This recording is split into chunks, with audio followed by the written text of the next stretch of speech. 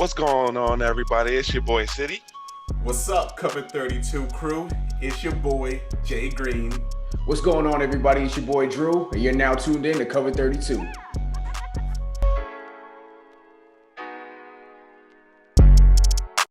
What's going on, everybody? Welcome to another episode of Cover 32. It is our first NBA show. We have our resident NBA college insider, anything basketball, Taylor Pettiford in the building, along with our co-host Jordan Green. Taylor, how you doing, bro? Doing well, man. I appreciate you guys having me on. Oh yeah, absolutely, man. We figured it'd be a good time, especially with the the middle of the NBA season, the All-Star break coming up. That'd be a good time to just kind of dive in and see what we've seen so far throughout the NBA. What's going on, the movement in the standings, players that are broken out, anything like that. So our first episode for basketball coming to Cover 32. We're excited to have you on, man. I'm excited to be here, man. I got a basketball Jones like crazy. Next week's gonna mark 1 year since I played 5v5, and I am dreaming about basketball. I'm hurting on the inside, so this is a welcome escape for me on a Wednesday night. Talk about hoops. Word, of course. So me too. I mean, Jordan used to play ball too. Contrary to I used to shoot the skin, whatever. Oh man, so we all got a little bit of basketball in us still, even through the quarantine. So, all right. So of course, I would assume everybody is in the same mindset of thinking that the biggest trade or move that we saw throughout the first half of the season was the acquisition of James Harden that the Nets made. Huge move. Now putting KD, Kyrie Irving, and James Harden all on one team. And recently, just before the All-Star break, they went on this 8-game win streak, destroying everybody that was in front of them. Do you see the Nets slowing down at any point, Taylor, at this point in the halfway? Unless there's injury, I really don't. I think that the addition of Harden has really optimized their lineup from the standpoint that he's just getting to be playmaker now. He gets to be the playmaker. He gets to be the facilitator on offense, and his shot, which he can get off any time, and he can get off in any offense against any defense. That's sort of secondary for him now. He's really focused on setting up the offense, and then, could you think of a better number two guy to have next to you? Then I don't even want to say number two necessarily. It's like 2A and 2B, having Kyrie and KD, who hasn't even been healthy for most of this stretch, having those guys beside him. Like, how do you guard that team? So I think as long as they stay healthy, they should be good. Harden gets to focus on being a facilitator. Kyrie just gets to focus on being a scorer, which we know that's what he does best. He's not going to lead. He doesn't have to. And he's not going to run your traditional point guard, which he doesn't have to. So I think it's a match made in heaven. Yeah. And James Harden, I believe a couple of days ago, just had a triple-double with no turnovers. Is that what he – yeah. It's like I don't even know what to say at this point, bro. It's absolutely Dude is balling. Yeah, a lot different having Kyrie by his side than it is having Westbrook or CP3. No disrespect to those guys, but those guys are really ball dominant. They want to bring the ball up the floor. They want to set up the offense. That's not really what Kyrie's looking to do right now. He's fitting in and sliding in and saying, "Hey, let me just go get buckets, feed me," and Harden is happy to do that. Yeah, and Kyrie is taking full advantage of that too. He's having an amazing season. As much as crazy he can talk on Twitter and whatever, carrying a sage and whatever he does, he's really balling right now. I can't even front, man. Me and Jordan were kind of like at the beginning of this when James Harden first got to the Nets. We were kind of like, I don't know how this is gonna look, just from an offensive standpoint. Like, when you think of these players standing alone, you think of KD, okay, ball dominant, best scorer in the league, one of the best scorers in NBA history. James Harden, same thing, averaging, what was he averaging last year? Like 34 or something like that a game? Yeah, something crazy. Yeah, something crazy. Scoring titles all over the place. And Kyrie, a ball dominant, although a smaller guard, he's looking to score. So I was thinking, and I think Jordan was thinking the same thing, like, I really don't know. It looks good on paper, but I really don't know how this was gonna pan out. And Jordan, could you expound on that too? What were you thinking when they first got James Harden? Yeah, so I mean, for me, I don't know, like, and this goes beyond just basketball. When you in all sports, you see a super team put together, it's like there's so much hype. Very rarely does the team actually live up to that hype. Yeah. They usually start off a little bit slow, which Brooklyn did, but within the first probably I'd say 10 games, the biggest issue that came out and it was obvious was on the defensive end. So Yeah. at that point, I felt like, okay, they can put up as many points as they want, but if they can't lock this on the defensive end, they're still going to struggle. So, I'm really happy with what I'm seeing now. Question I have for Taylor. So we got the big three. They're balling. They're gelling now. Down the stretch, someone's bound to have an off game. KD might not be hitting. James might not be hitting. So now one of those guys falls short. They're not hitting. Who else in Brooklyn do you think needs to step up to fill that gap? Is there someone that can fill that gap for one of those big three not hitting? Yeah, I think on any one of those nights, with having somebody like Joe Harris on the wing, I think he's going to be instrumental because he just opens the floor up so much for them. He's a knockdown, proven shooter. I don't know what his stats are this year, but he's probably hovering right around 40%. He can really, really knock that down if you leave him open. Another guy who's playing really, really well of late, local guy to out here, Bruce Brown. He's really showing that he can be a solid rotation player in the NBA. He's not going to be the initiator of any offensive stretches, but he can be that solid role player that can give you a sneaky 16, and 8 rebounds and 3 steals and 2 blocks on a given night that can, help to compensate when one of these guys has an off night. But that's what makes it so tough is that even if a defense focuses on KD and takes him out of rhythm, which is a tall task, but if you manage to do it, you still got Harden that you have to worry about. You still got Kyrie that you have to worry about. And even if your rotations are just on point for the whole night and you are able to run these guys off the 3-point line or put in some type of, gimmicky defense where, it's a man zone and you've got 2 bodies on them at all times, that means that you're leaving Joe Harris open. That means that you're leaving, somebody like Landry Shamet, who I think is still on that team open. Yep. And it's, I just think it's really, really tough to defend that team. Now, to your point, they've definitely got to defend on the other end, and they've got to get better at that. But I have confidence that they will. I think that, when you look at the biggest thing that stands out to me is that even with, and again, KD's not in the offense, so I think there is still a grain of salt here. Like, will they look the same with KD in that offense? Not that he's necessarily a ball stopper, but he's got to eat. It can't just all go through. It can't go all through Kyrie and Harden once he gets back. But the point I was going to make is that with that lineup, you probably wouldn't expect, or most wouldn't have expected, that they would be, I think, the most prolific passing team in the league since Harden's got there. Right? I mean, they're ranked in top 3, I want to say, for team assists per game. And that's, they started off the season without even having Harden in the lineup. So I would guess since they got him, they've probably been the best passing team in the league. And that's what's crazy about it. Yeah.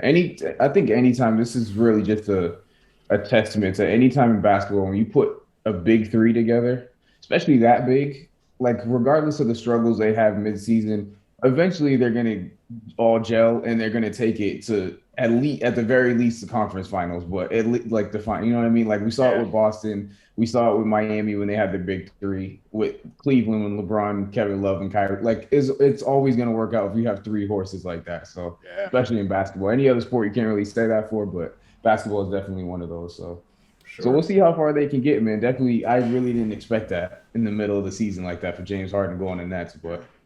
Might really beat Kyrie and KD as co-coaches of the year at the end of this thing, like they said, And we don't even pay attention to Steve Nash. Like we can't even see if he's a real good coach or not because he has those 3 guys. We have no clue. So, all right, another question we have for you, T. The hometown Boston Celtics. Hometown for you right now, of course, but they have not looked how we thought they should look or what we expected coming out of the gate and coming off of a conference finals appearance, losing to the Heat in 6 last season. What do you think are the biggest problems that the Celtics are going through right now that for some reason they're meddling between the 5th seed and the 9th seed right now in the East? Yeah, I mean, to me, it starts off with ball movement, where you see a team like Brooklyn that's really excelling and they're playing so well because of their ball movement. You see out west a team like Utah, who I know we'll get to a little bit later, who plays so well because of their ball movement. Boston, I want to say, is in the bottom three of the league when it comes to team assists. So the Mm. ball is just sticking. There's way too many isolation plays, and I love Tatum and I love Brown. And for any listeners who aren't familiar with me, I live in the Boston area, but I'm not a Celtics fan. So this is not a homer take. I mean, I think both of those guys deserve to be all-stars and will be all-stars for many years to come, but they don't necessarily play off each other that well. Yeah, I'm not saying that they can't coexist. It's not a Right. situation like that, but they're both improved shooters, I guess, from when they got drafted. Definitely Jalen. I guess Jason could shoot a little bit in college, but Yeah. they're not great playmakers. They're Mm. improving on the playmaking side of things, but they're not great playmakers. And in an offense where they dominate the ball as much as they do, because Kemba's just kind of out there for show at this point. I mean, Right. he Right. had a couple good games recently, but like he's not initiating the offense. Most Nah. times that I'm watching the games, it's Tatum that's initiating the offense. It's Jalen that's initiating a lot of the takes, and you get late in the shot clock. And I think it goes to another problem that they have, but I'll get there. Late in the shot clock, you're seeing a lot of there's 7 seconds left, and Jason's just backing somebody down and doing a Yep. fadeaway, or he's Right. forcing up a three, or Jalen's doing the same thing. And it's nice to have that, if you need it, but I don't think that your offense should be structured around that. So Right. that's problem number one. Long-winded way of me saying their ball movement is not Yeah. great. Yeah. But the other thing is they need some more shooters out there. They Yeah. really do. They I don't really know their 3-point stats off the top of my head, but I think that sort of is why you see a little bit of, not to let them off the hook, but why you see so many ISO plays late in the shot clock is Mm. because, you know what I mean? Like who are you kicking it out to? Like Semi Right. Ojeleye, like Right. he can shoot that thing. Don't get me wrong. You get Semi on a court with me, he's going to torch me, but I don't think that he's your option to be taking 5, 6, 7 3-point shots per night. Right. Not having Marcus in the lineup definitely hurts from that perspective. Yeah. But yeah, they need a couple more shooters around them on the wings. I know there's been trade rumors of going out and getting a guy like JJ Redick or something Yeah. like that. I guess would help. What I think would have probably helped more so is if they would have actually pulled the trigger on that trade that was rumored in the preseason, because you look at a team that's struggling so much with the 3-pointer right now, and Right. Right. if the rumors were true and they had an offer on the table to get Miles Turner and to get Doug McDermott, who McDermott is Listen. quietly having a nice season. You know Yeah. what I Yeah. mean? Like that's what you need right there. Here you go, a big man who can stretch the floor, and then another Yep. wing who can really shoot that thing. Like that's what Dougie McBuckets is out there to do, is Right. to shoot the rock and be a spot up shooter. And I think you'd see this team looking way different than they look right now. Marcus Yeah. definitely hurts being out too. He's their defensive identity, but yeah, narrowing it down, it's ball movement, it's lack of shooters, and then Marcus definitely has a big impact. But Yeah, I didn't realize how much of an impact Marcus Smart had when he's not on the court. Because on the even on the offensive end, I hate watching Marcus Smart with the basketball. I can't I want him on my team for defensive purposes, but when he has the ball, it's so I have no clue what he's gonna do, what he's gonna do next. Even when he shoots a three, it might go in. But I was like, yeah, okay, well, let's not do that again. You know yep. what I mean? He's But erratic, man. just right. But seeing it now, even with the team being what it is, with a guy like Jaylen Brown, Jason Tatum, Kemba Walker, and Robert Williams, who's actually he's playing really well right now. I like the way Yes. he's playing. But Yes. that's the story. That's a story for another day. He's another up and coming guy. Yeah, I really didn't think he had that much impact on the game, on both sides of the offense of the ball. So that surprised me. You don't think anything has to do with Brad Stevens, right? You have any coaching issues, or not really? Not necessarily, not in a weird Yeah. season like this where Tatum's missed, a significant stretch and Marcus has missed a significant stretch. I guess it can't go unsaid that they are missing Hayward. Hayward really Right. helps facilitate some of that ball movement, and not having him in the lineup definitely hurts. I don't know that he's the be all end all. Like keeping him, I just don't think it was an option, to tell the truth.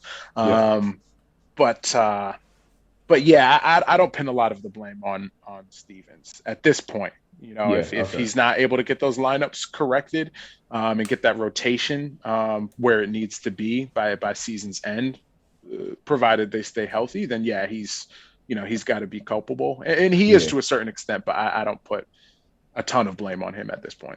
Right. Yeah. You just hear, you know how Celtics fans are. As soon Oh, as for something sure. going back, get Stevens out of here. Like it's insane. So they want Stevens gone. They want Ainge gone. They want it just completely clean house. Change the parkour at the arena, like everything. We want to do everything. Come on, it's not even halfway yet. We're good. Don't worry.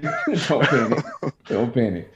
So Taylor, you just told everybody that you are a Boston resident and you are not a Celtics fan. This is true. Why don't you, for everybody who doesn't know, let everybody know where your fandom lies? I got to start off by saying this. It's not a bandwagon thing with me, but I'm a Golden State Warriors fan since 2006. Drew can attest to that. I'm not new to this. I'm true to this with We Believe.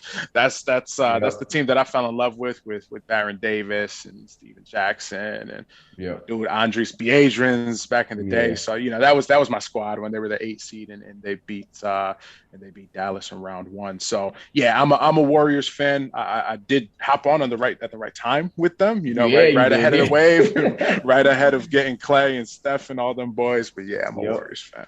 And you were on Steph off of Rip too. As soon as he was in college, that was your boy. So that just played out. It was funny. He was like, they could just draft Steph, that'd be nice. And then when Harrison Barnes draft came around, you're like, if they can get Harrison Barnes, I was like, what the heck do the fortune teller? All falling into plan, man. Exactly. That's crazy. So of course the Warriors right now are not, at their peak. Klay Thompson's out again for a whole season. They just got James Wiseman in the draft. What do they need to do, you think, in this kind of rebuild mode? Not really, but they're kind of at a weird spot for a predominantly title contending team. What do they need to do to rebuild while Steph Curry and Klay Thompson still have enough in the tank to make title runs? Yeah, well, everybody might not agree with me on this because we look at the Warriors and we think Splash Brothers, and they're the one of the best 3-point shooting teams, not just in the league but in history, right? But if you look at the numbers this year, and I know a lot of that has to do with Clay being out, but they're just not that squad anymore. Like Steph is always going to have the strap. That's what he does. That's what he is. But around him, if you look, even just a long-term lineup, even after Clay's back, to be Steph and Clay and both of those guys, you have to guard as soon as they cross half court. But Draymond, I love him. Draymond's my guy. He's not a shooting threat from beyond the arc. Right. Wiseman has a good-looking stroke for a 7-footer. I think that he could probably get to a place where he's hitting that thing at a 35% clip. But I don't know that if I'm a defense, I'm rushing out there to run him off the line, right? I'm probably letting him shoot that. Wiggins, not a shooter. Oubre, not a shooter. So, we need some more shooters to stretch the floor and create some driving lanes for those guys so that the ball can move freely like it used to. Who those shooters are, I don't know. I really haven't looked ahead to, free agency, but that's the first thing that I'd note. I think the defense is actually solid where it is right now. I think we're going to be good on that front, especially as Wiseman develops as a rim protector. I don't necessarily think that we need another star player. I'll take Bradley Beal if he's available. If Bradley wants to come to the Bay, then I'm not going to turn that down. If somehow Chicago gets cold feet and gives us Levine, we straight. I'll gladly take another wing. But yeah, I don't think we necessarily need it, depending on what Clay looks like when he comes back. But some other shooters out there on the floor, I think will really help. Yeah. Do you see anybody I know this is extremely early, but you heavily follow college basketball as well. Depending on what the end of the season looks like for the Warriors, where they're going to place in the standings, do you see somebody out there right now that you would like to see the Warriors go after in the draft? Or is it a little too early for that? No, there's a lot of guys. I think, we could fall one of two scenarios here. So, if somehow we get into, if we get into the top 6, 7, there, whether that's because we fall off a cliff in the second half or whether that's because Minnesota improves and we end up getting their pick if it falls outside the top three. Right. Yeah. If that were to happen, I don't think obviously we're not going to get a top 3 pick. So Jalen Green, Cade Cunningham, Evan Mobley, those guys are off the table. But I mean, if there's a Jalen Suggs or a Moses Moody, somebody like that available, I'll snatch those guys up in a heartbeat. Especially, I think Moody might be actually the better fit of those two. Kuminga's out there too. I think he's kind of locked in at the 4 spot. But yeah, Moody, because of his defensive upside, and I think he's going to be the consummate 3 and D player. Moody, 6'7" wing out of Arkansas. For those who don't know, I think that he would be a great fit. To have him as that 3 long term over like an Oubre and a Wiggins. Hopefully, flip those guys, get some better pieces to come back. I shouldn't say better pieces. I think they're good players, but some better fits, I should say. But I would like Moses Moody. I would like Moses Moody if we're somehow in the top, 7. If we're later, either the back end of the lottery or the, just outside the lottery because we snuck into the playoffs. I like James Bouknight out of if that's how you pronounce his name, out of UConn. I don't know either. Bouknight, something like that. He's local to you guys out there. Playing for the Huskies this year. He just has really, really high upside in my opinion. I mean, he's bouncy as anything, can jump out the gym. He can really shoot it.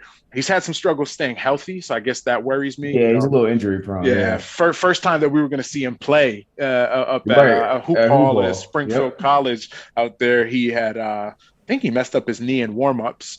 And then last season, he messed up a knee or an ankle or something. He's missed some time this season too, but I probably would take a shot at him late lottery or just outside the lottery because of his upside. And I don't know. I think a lot of people try to fit the Warriors into a traditional lineup. Like, well, why would they need another, shooting guard if they've got Steph and Clay? And, my response to that would be, well, I don't know what Clay's going to be like when he gets back, first and foremost. But also, the Warriors have never really been like a traditional basketball lineup type team. If you think about it. I mean, they pioneered positionless basketball. So I think you can make it work to have, Steph and Bouknight and Clay in the same backcourt. I think it would be brilliant, actually. Yeah, Steph Curry in that Warriors offense changed basketball.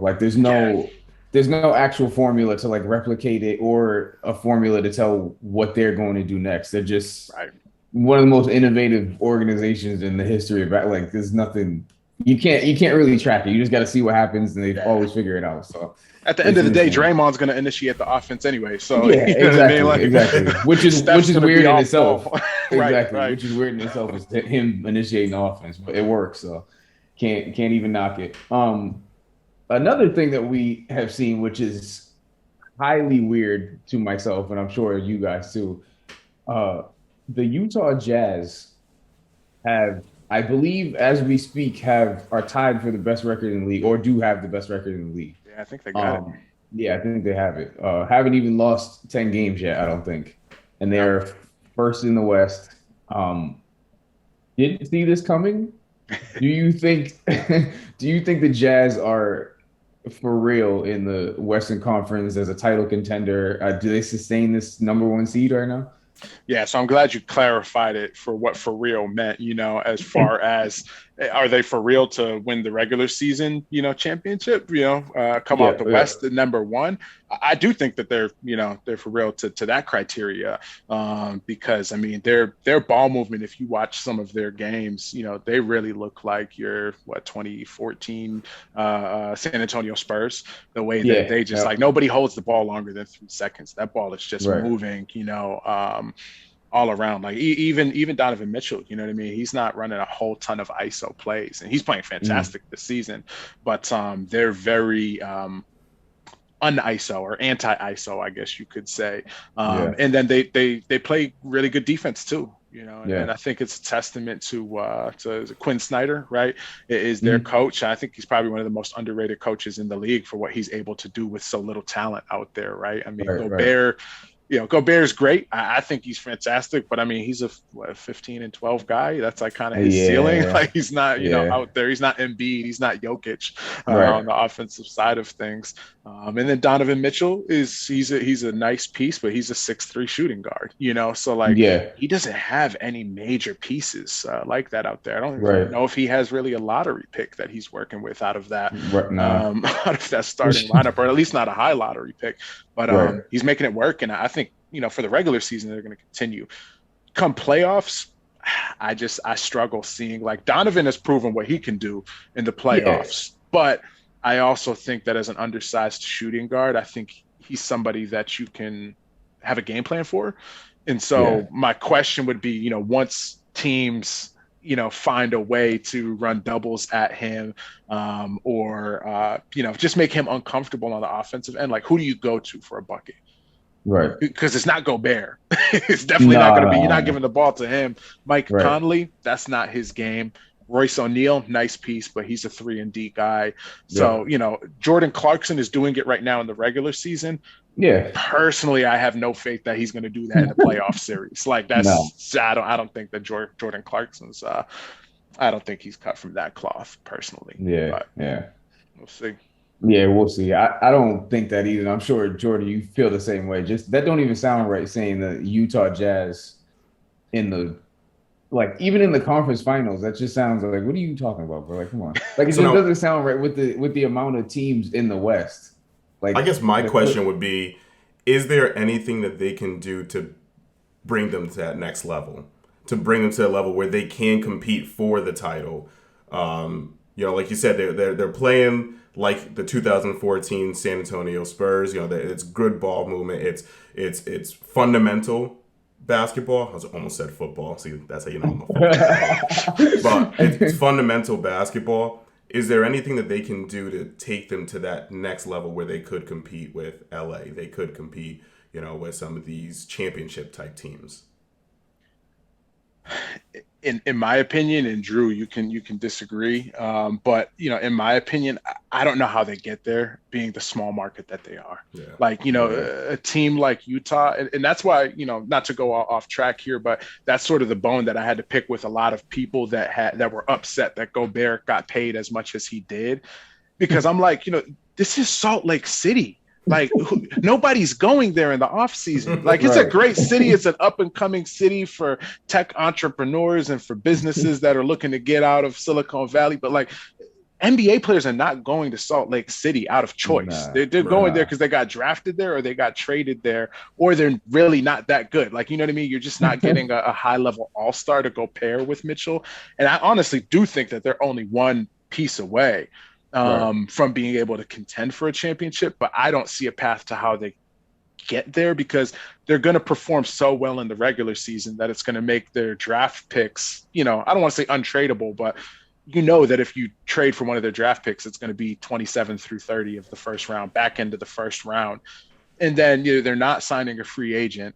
I don't look at their pieces like, the tradable pieces, which are Royce O'Neal and Joe Ingles and Bogdanovich and Clarkson. Like, those are good guys that can help a contender, but I don't think that they're landing you an all-star, even if you package a few of them together. So that's where I struggle seeing it. I'd love to be proven wrong, because, I got a lot of love for my boy John Stockton, my favorite point guard of all time. I would love to see Utah, do one for, get a championship for Stockton, for number 12. But I don't see how it happens with that squad. I almost think, if they somehow, again, they're not going to tank, but if they somehow had an injury or a series of, COVID instances, I'm not wishing that on anybody, but something that could help them get a little bit earlier in the lottery, where they could go grab I don't know, imagine Cade Cunningham with Donovan Mitchell and Rudy Gobert. Like, again, that's a dream situation, but you know what I mean? That's what I think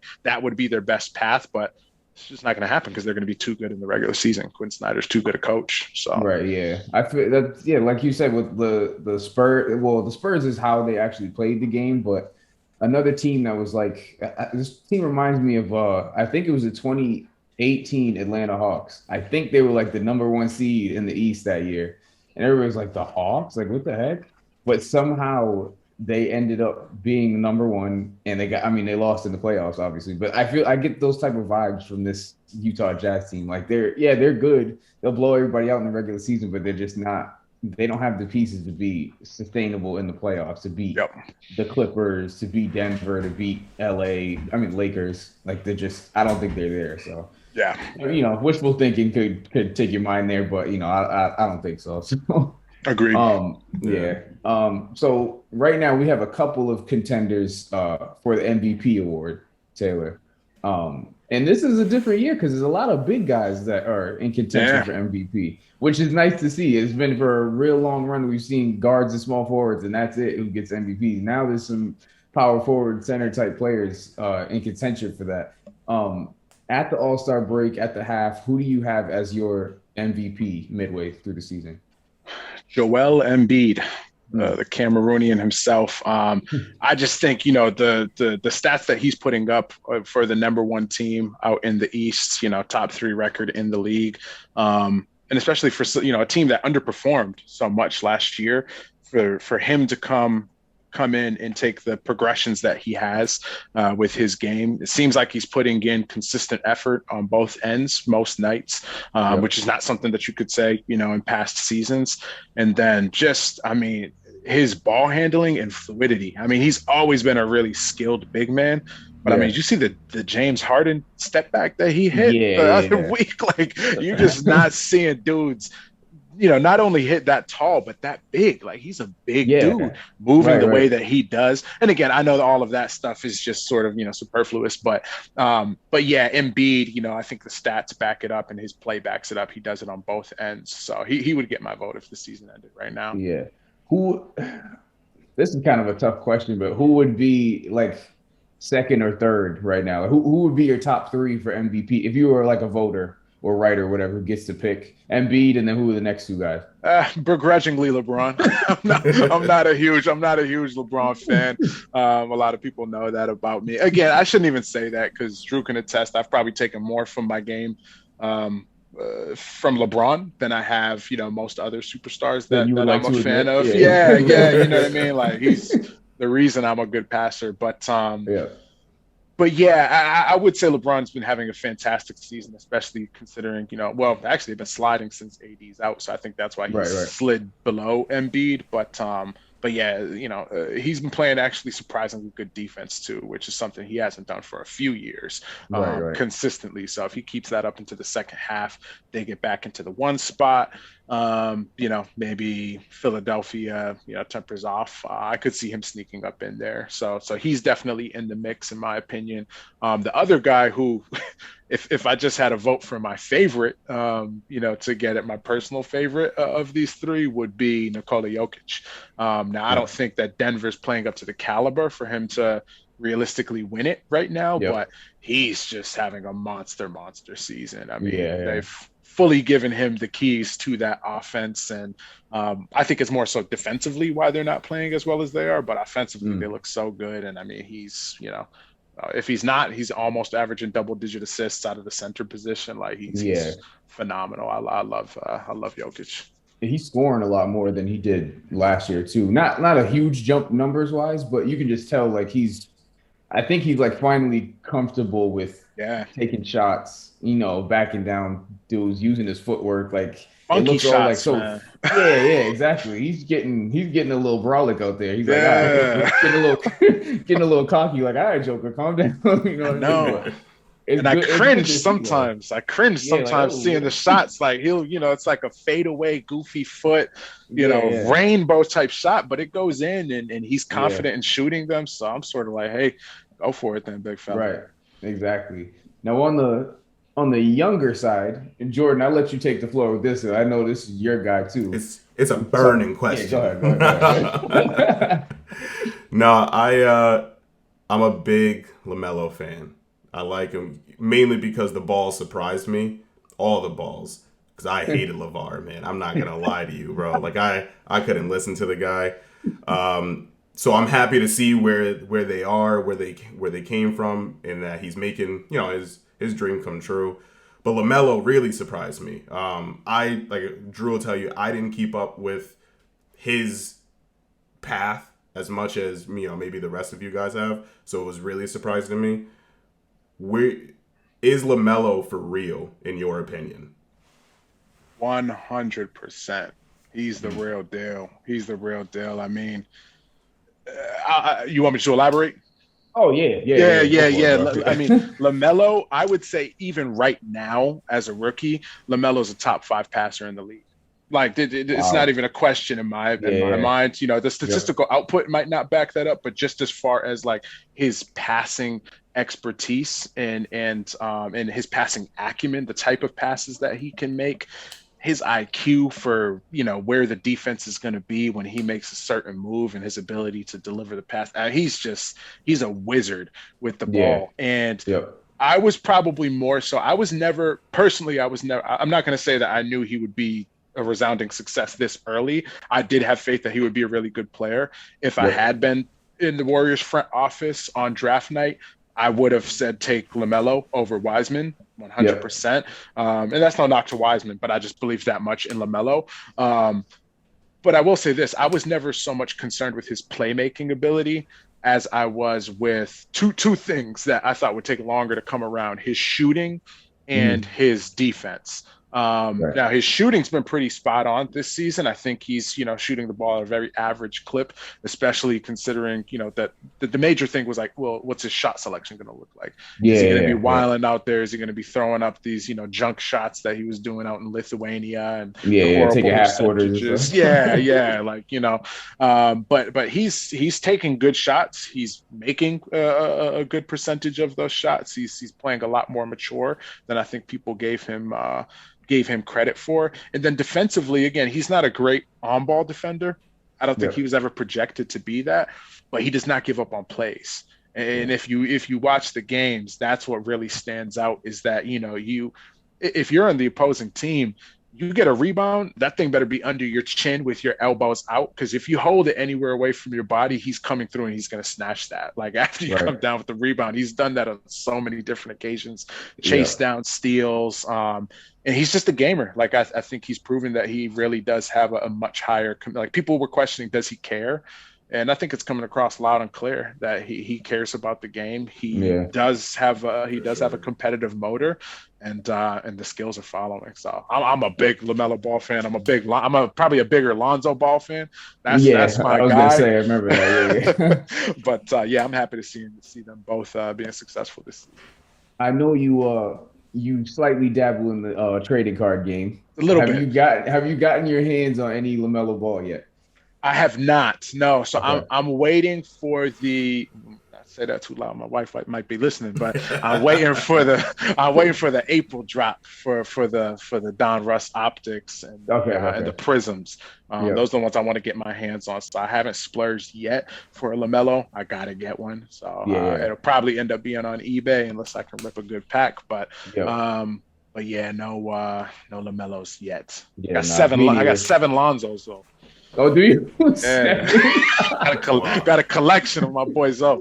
I feel you. Yeah. I mean, he only has NBA hoops out right now, like for cards. Right. So, I mean, it's a nice looking card, but the prices on eBay right now for LaMelo Ball cards are ridiculous. Yeah. Like you might just wait for the Prism and like don't buy any of those right now. It's not worth it. No. Yeah. Just wait. So he's runaway rookie of the year for you, like. Not even absolutely close. Right now. It's not even close. I mean, Ant is definitely rising. Ant's good. That's my guy. I would have taken him number 1 too. So I'm not hating on Minnesota for passing on LaMelo for him. I think he's the best personality already in the NBA. Yeah, he really hands is. down. Yeah. He's mad funny. Ant is a funny dude. But he's rising. He's having a good season. Quickly, the surprise of the draft is having a really good season. I think he's in contention for that guard out of New York.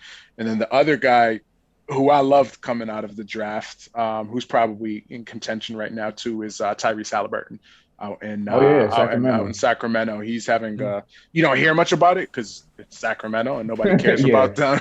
They're underperforming like crazy, but he's having a really good season. He's a gamer.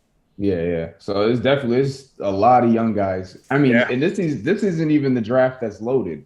Like this is a kind of a watered down draft. Next year's draft insane. But it's good to see that there's a couple. Yeah, yeah. It's good to see that there's a couple guys in this past draft that are actually budding and look like they'll stick around for a while. So it's good to see.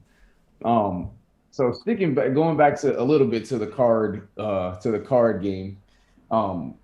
Luka Doncic, his rookie card. I think it was I don't remember which. Jordan, you remember which brand it was? Was it Immaculate or was it? I can't remember what it was.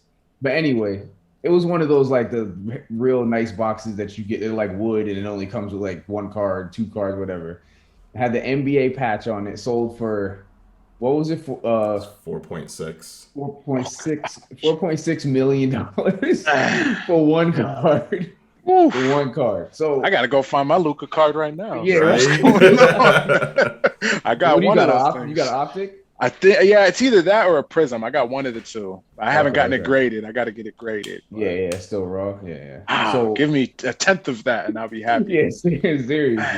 Yeah, you get some coin for that right now if you graded it and sold it. Yeah, just hold on to it. So even going more to that point, he is in his third season, and one of his cards goes for an astronomical number, very early. Like this is more than a lot of Legends cards have gone. I think it's the second highest one card sale in the history of sports cards. How does that reflect to what you think he's going to be long term? Like in the next, say, 5 years, is Luka going to be that guy? Is he going to be the best player in the league? I think so.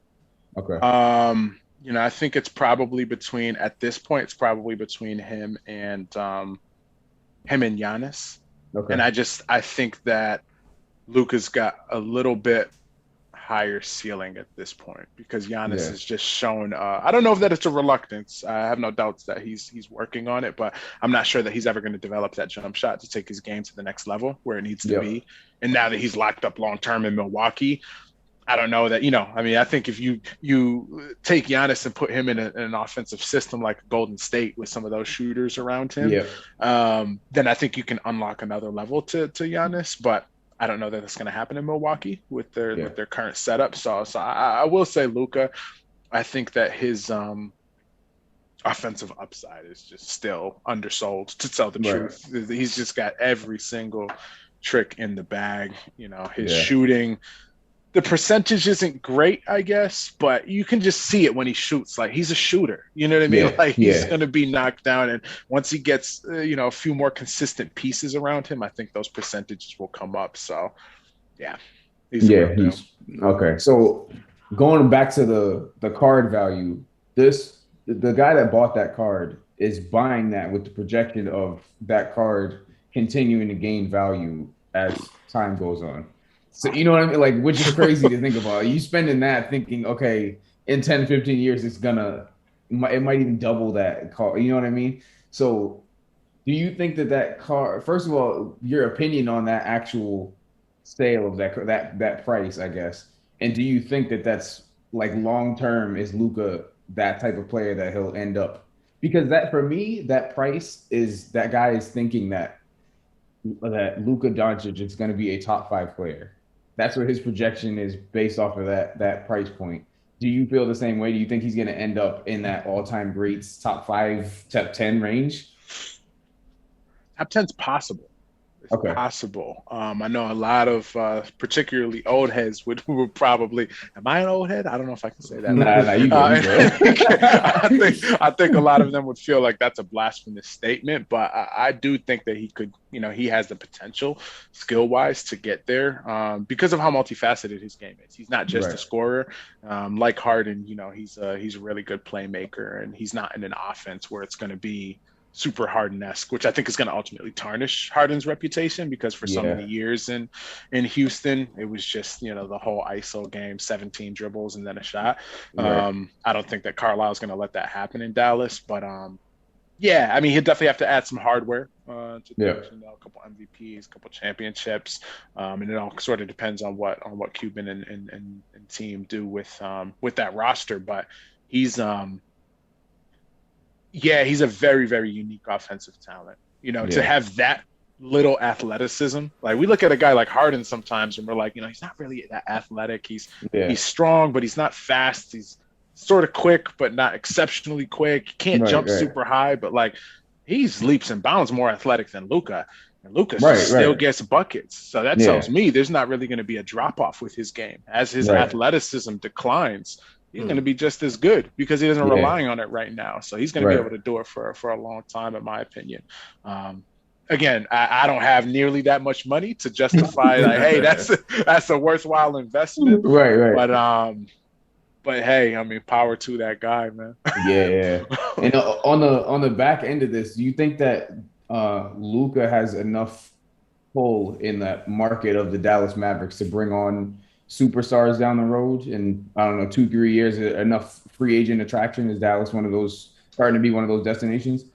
I do. I think that he has that pull. I think he's that good of a player. And again, I won't say that he's easy to play with, but he's not like a Trae Young out there, that I think will send some guys running.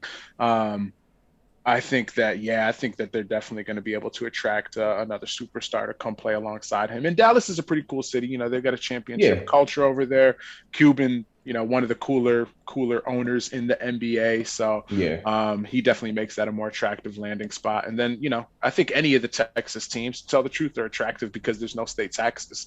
So, you know what I mean? Your money goes a lot further out there. So, So speaking of futures for future teams and everything like that, aside from the Mavericks, of course, because they have Luka, in each conference, one team from each conference, who do you think has the brightest future, brightest, or most exciting group of young guys that you think will start building themselves into that constant playoff range, maybe even titles down the road type of teams? Who do you got out of both conferences?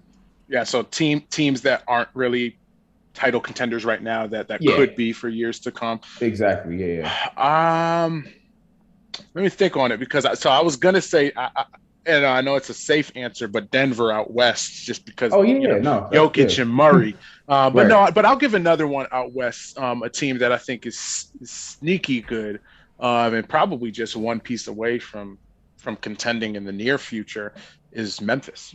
And they don't get a lot of limelight, and they've really suffered with injuries this year. But like if you look at Memphis, I think, they're out in the West, obviously, but they're right now, I want to say, one game out of being in the playoffs. They've missed Ja for I don't know how many games, but for a long stretch, they missed Ja with that ugly ankle injury, and they haven't had Jaren Jackson Jr. at all this season. But like the fact that they're even still in the mix just shows like, they're really building a solid culture down there. Ja, I think, is going to be a perennial all-star. Jaren Jackson, I think that has that potential to be a perennial all-star as well. And then they've got really gritty, solid pieces around them that you could see being championship pieces in Dylan Brooks, who's just a dog. You know what I mean? He's got that sort of Draymond tenacity to him. A little bit different game, obviously, but he's a big gamer. You knew that right from college. Gave me a heart attack in that Final Four with UNC and Oregon, going up against Dylan Brooks. I love him as a long-term piece out there. Begrudgingly, Grayson Allen, I think, can be a really solid piece off the bench for them too. I know I don't want to root for the Dukies, but he's solid. He's got a strap. He's scrappy. I think Grayson Allen's another piece. Like I could just see these being guys who, like Jordan was mentioning earlier, what if one of your big dogs are having an off night? I can see those being the guys that have big games, that step up in big moments. Like they have that. They've already sort of proven that, at the college level and in spurts here in the NBA. And Brandon Clark's another one. Brandon Clark is a really good player who, can guard a number of different positions, good offensive rebounder, good shot blocker. So again, with just that team, are they going to compete for a title in years to come? No, but I could see that being a team, if they somehow fall into the lottery this season, they get another piece that really just hits and becomes an all-star. Watch out for them, man. I think Jordan is going to be glad that you said that because I'm pretty sure Jordan has what do you got? Who's PSA say? Oh, he about to pull it out for us. Here we go. My boy, where is he? Yeah, there you go. Jaren Yeah, Jackson, yeah. PSA Jaren 10. Jackson, PSA 10. Yeah, yeah. And Yeah, I I know got a you got couple some. Jaws too. Yep. So I So get I'm Jordan in rooting his for him seat. Like, too. Trust me. yeah, exactly. So yeah, I agree with you, T. That's going to be a really, at least even right now, they're an exciting team to watch, and Yeah, they don't even have JJJ out there. So yeah. that's a definitely exciting team. And now for out east, who do you think is going to be one of those teams? Out east, I mean, based off of just Lamelo alone, I want to say Charlotte, but I'm gonna try to think of somebody else. Hmm. And I won't say this. This is not fan service for Drew, but I like what Chicago's doing. I like Patrick Williams. I like Patrick Williams as a piece. Yeah, I like Markkinen. I don't know if they're going to hold on to him.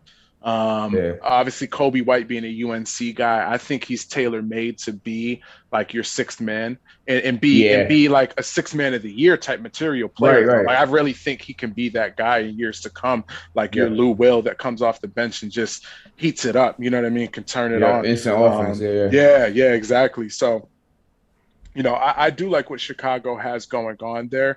I think it'd be in their, again, I'm not saying for them to tank. I think it would be in their best interest if they chill out a little bit in the second half yeah, and don't yeah, make playoffs so that they can sneak into that yeah. lottery. Because if they can go and get a guy like a Jalen Suggs or Oh my God. you If they know, got Jalen Suggs. somebody like that, like I think that just elevates them to the next level. And I think they've got the pieces too. I don't know what Levine's contract situation is. Yeah, And I'm he not could even be a too sure. long-term piece, but I feel like he's going to get to that point where he wants to be in I don't want to say a bigger market, but he just wants to be on a more Yeah, star-studded team. yeah, But he's got tremendous trade value, making he his does. making his first All-Star team this year. So I could see them finagling that team to look really, really good and contend for many years. So Right. I like Yeah. saying Chicago. I'd have to give I a would. deeper look to say that they're definitely, Yeah. the team that I Yeah. most look forward to seeing out of the East, but Yeah. they're solid. Yeah. I'm reluctantly rooting for them to make the playoffs. Like Yeah. I think it was like last week they were sixth in the East, and I was like, oh, okay, maybe we got something going on here. And then they dropped back to the 10th because it was like a matter of game and a half or something like that. So, Right. and this next draft is so loaded. Like, I think we should probably just chill. Don't go for the whole, because you go get in the playoffs and get washed. So don't even, you know what I mean? What's the point? You might as well just hang out and get some good draft picks. So, Exactly. all right. So then just to wrap it up, guys, we will do for Taylor. Me and Jordan are not gonna make no finals picks right now. Jordan, unless you want to. Nah, I'm What? good. Jordan, I ain't Jordan said, touching "I'm that here, with a so I don't." 10-foot pole. He said, "I'm here, so I don't get fined." Um, Taylor, who would be your two teams that you would pick right now, just at the halfway point? Of course, we'll get you on later on in the season, before the playoffs, during the playoffs. But right now, if the NBA stopped right now and the finals start tomorrow night, what is the matchup? It's a super safe pick. And I'm definitely just playing to the series that I would want to see, but Yeah. Lakers Okay. Nets. Yeah. Yep. Now LA is in trouble if AD can't get healthy, and having Yeah. a bum Achilles. That's worrisome, man. So Right. Right. I don't want to say that I have more faith that Brooklyn's going to make it than I do LA, but I don't have significantly more faith that the Lakers are going to make it than Brooklyn. Right. I think Philly's playing great out east right now. When it comes down to crunch time in a playoff series, though, Embiid, don't get me wrong, he's really tough to deal with, but Ben Simmons is not a shot maker. I don't really. Yeah. I mean, Seth Curry, I'm not necessarily worried about him being a shot maker. I Yeah. mean, he can if he's wide open, but Yeah. I He should can say shoot, but I should say a shot creator. You know what I mean? yeah. There Somebody you who go. can Yeah. really initiate things. So I think that they have a ceiling on them. And I don't know. I guess Miami and Toronto are still threats. Boston Yeah. potentially could be a threat if they make a move. Yeah. But yeah, I think Brooklyn's got a pretty good path there right now if they I stay hate healthy. that too, bro. I really didn't. I wanted them to get Harden and like be good, but not like that good. Like, all right, let's make a little bit of splash, make it interesting. But they look like they're going straight to the final. Yeah. Yeah, it is what it is, though. But I wish there was a little bit more parity in the NBA sometimes, where like anything could happen. Like in baseball, like you don't know who's if there's not a super team already in contention in baseball, anything can happen. Right. Football is a little bit of parity, but basketball, if you got the best players, you're most likely going to going to the championship. Exactly. But yeah, we'll see what happens. I'll make my pick maybe 3/4 of the way through the season, so mine's a little safer. Smart man. Oh man, yeah, exactly. But hey, good show, Taylor. Thank you for joining us today, bro. For Cover 32's first basketball show. Of course, this is not the end of basketball for us guys. Like we told you at the beginning of the year, we're going to be covering basketball, fantasy basketball, college ball. We're getting all into it, and it starts with this guy right here. So Taylor, thank you for joining us again. Thank you guys for having me. Absolutely, Jordan. Thank you for being an excellent co-host. And this is Drew from Cover 32 and from the rest of the gang. We'll see you guys on the next one. Peace.